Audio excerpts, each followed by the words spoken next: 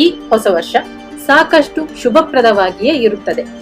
ಹೌದು ಸ್ನೇಹಿತರೆ, ಕಳೆದ ಕೆಲವು ವರ್ಷಗಳ ನಿರಂತರ ಸೋಲು ಅವಮಾನಗಳಿಂದ ಸಾಕಷ್ಟು ಅನುಭವ ಪಡೆದಿರುವ ನೀವು ಈ ವರ್ಷದಲ್ಲಿ ಕಠಿಣ ಪರಿಶ್ರಮ, ನಿರ್ಧಾರ ಮತ್ತು ಆಚರಣೆಗಳಿಂದ ಬದುಕುವ ಮಾರ್ಗವನ್ನು ಕಲಿತುಕೊಳ್ಳುವಿರಿ. ಹೇಳಬೇಕೆಂದರೆ ಈ ದಿನಗಳಲ್ಲಿ ನಿಮ್ಮ ಒಳಗಿನ ನಿಜವಾದ ಸಾಮರ್ಥ್ಯಗಳು ಹೊರಹೊಮ್ಮಿ ಜಗತ್ತಿಗೆ ಪರಿಚಯವಾಗುತ್ತವೆ.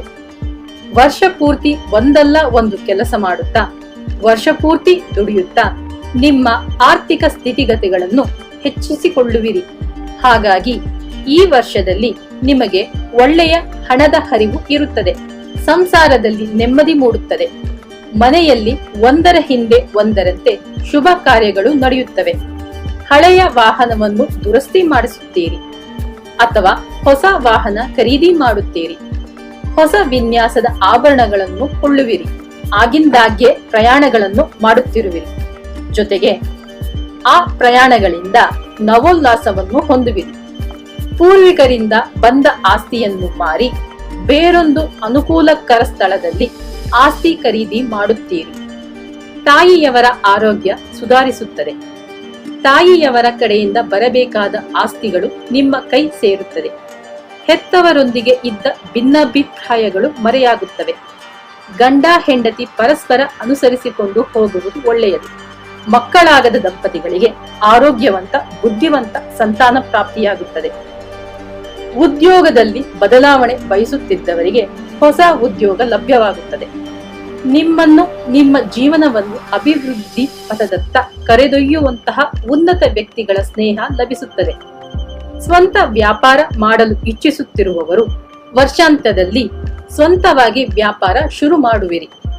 ವಿದೇಶದಲ್ಲಿರುವ ಸಂಬಂಧಿಕರು, ಸ್ನೇಹಿತರಿಂದ ಲಾಭ ಹೊಂದುವಿರಿ. ನಿರೀಕ್ಷಿಸಿದ ಕಡೆಯಿಂದ ಹಣದ ಹರಿವು ಸದಾ ಇರುತ್ತದೆ. ಉಪಾಯವಾಗಿ ಮಾತನಾಡಿ ನಿಮ್ಮ ಕೆಲಸಗಳನ್ನು ಸಾಧಿಸಿಕೊಳ್ಳುವಿರಿ. ಎಷ್ಟೇ ದುಡ್ಡು ಬಂದರೂ ಉಳಿತಾಯ ಮಾಡಲಾಗದಂತಹ ಖರ್ಚುಗಳಿರುತ್ತವೆ. ಜೇಬು ಖಾಲಿಯಾಗದ ಹಾಗೆ ಜೋಪಾನವಾಗಿ ಉಳಿತಾಯ ಮಾಡಿ. ಶುಭ ಕಾರ್ಯಗಳಿಂದಲೂ ಅತಿಥಿಗಳ ಆಗಮನದಿಂದಲೂ ನಿಮ್ಮ ಮನೆಯು ಸದಾ ಕಳೆಗಟ್ಟಿರುತ್ತದೆ. ಇಲ್ಲಿಯವರೆಗೂ ಸತಾಯಿಸುತ್ತಿದ್ದ ಸರ್ಕಾರದಿಂದ ಆಗಬೇಕಾದ ಕೆಲಸಗಳು ಇನ್ನು ಹೆಚ್ಚಿನ ಕಾಲ ವಿಳಂಬ ಆಗದೆ ತಕ್ಷಣದಲ್ಲೇ ಮುಗಿಯುತ್ತವೆ. ನಿಮ್ಮ ಸ್ನೇಹಿತರ ಬಳಗ ದೊಡ್ಡದಾಗುತ್ತದೆ. ವ್ಯಾಪಾರದಲ್ಲಿ ಭಿನ್ನವಾಗಿ ಯೋಚಿಸಿ ಹೊಸ ಹೊಸ ವ್ಯಾವಹಾರಿಕ ತಂತ್ರಗಳನ್ನು ಮಾಡಿ ಲಾಭ ಗಳಿಸುವಿರಿ. ಇದರ ಬೆನ್ನಲ್ಲೇ ವ್ಯಾಪಾರದಲ್ಲಿ ಪೈಪೋಟಿಗಳು ಹೆಚ್ಚಾಗುತ್ತವೆ. ಕೆಲಸದಲ್ಲಿ ಒತ್ತಡ ಹೆಚ್ಚಾಗಿರುತ್ತದೆ. ಉದ್ಯೋಗಸ್ಥರು ಪ್ರಮೋಷನ್ಗಾಗಿ ಕಾಯುತ್ತಿದ್ದರೆ ಅದು ಸಿಗುವುದು ಸ್ವಲ್ಪ ತಡವಾಗುತ್ತದೆ. ವಿದ್ಯಾರ್ಥಿಗಳು ಪರೀಕ್ಷೆ ತಯಾರಿಗೆ ಸಂಪೂರ್ಣ ಸಮಯ ಒದಗಿಸಿ ಶಿಸ್ತು ಶ್ರದ್ಧೆಗಳಿಂದ ಅಧ್ಯಯನ ಮಾಡಿರಿ. ಆಗಷ್ಟೇ ನೀವು ಉನ್ನತ ದರ್ಜೆಯಲ್ಲಿ ಉತ್ತೀರ್ಣವಾಗಲು ಸಾಧ್ಯ.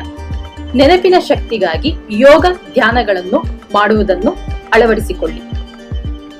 ಸಿನಿಮಾ ಕಲಾವಿದರು, ತಂತ್ರಜ್ಞರು ಒಳ್ಳೆಯ ಅವಕಾಶಗಳನ್ನು, ಸಂಭಾವನೆಗಳನ್ನು ಪಡೆಯುವಿರಿ. ಈ ವರ್ಷ ಎಚ್ಚರಿಕೆ ವಹಿಸಬೇಕಾದ ವಿಷಯಗಳೆಂದರೆ, ತುರ್ತು ಅಗತ್ಯಗಳಿದ್ದಾಗ ಸಹಾಯ ಮಾಡುತ್ತೇನೆ ಎಂದವರು ಸಕಾಲಕ್ಕೆ ಸಹಾಯ ಮಾಡದೆ ಹೋಗಬಹುದು.